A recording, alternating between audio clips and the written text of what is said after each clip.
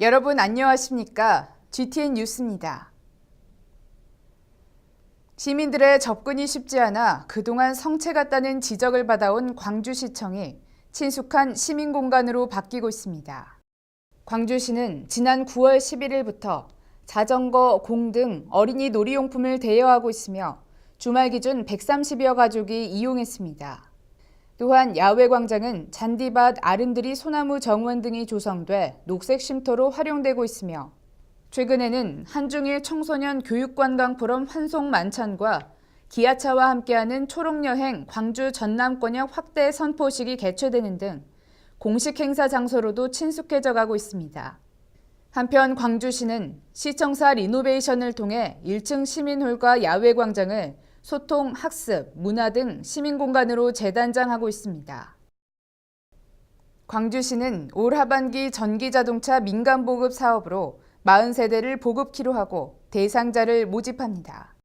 광주시는 본청과 사업소의 일자리 창출, 여성 사회적 약자 배려 사업 등을 위해 공공기관의 전기자동차 8대를 우선 보급하고 전기자동차 운행을 희망하는 중소기업, 유통업체, 시민 등 민간 부분의 35대를 보급합니다.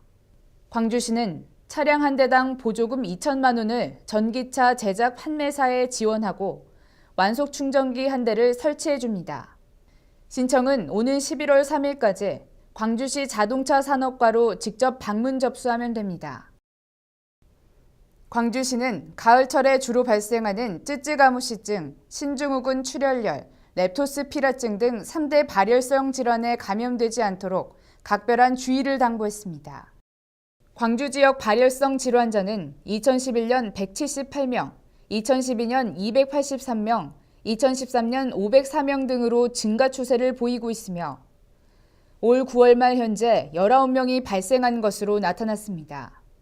특히 쯔쯔가무시증은 등산 및 농작물 추수 등 각종 야외 활동 시 털진드기 유충에 물려 감염되며 이를 예방하기 위해서는 긴 작업복과 장갑 등 보호구를 착용해 피부 노출을 줄이고 풀밭 위에 눕거나 잠을 자지 않아야 합니다. 다음은 GTN 단신입니다. 광주시는 지역경제 발전에 이바지한 우수 중소기업인을 발굴하고 기업의 경쟁력 제고 및 기업인의 자긍심을 고취하기 위해 2014 우수 중소기업인을 선정합니다. 광주시에 3년 이상 본사와 공장을 두고 제조업을 영위하는 기업인으로 5명 이내를 최종 선정합니다. 신청은 오는 10월 31일까지며 광주시 기업육성과로 직접 방문하거나 우편으로 접수하면 됩니다. 기타 자세한 사항은 광주시 홈페이지 고시공고란을 참조하면 됩니다.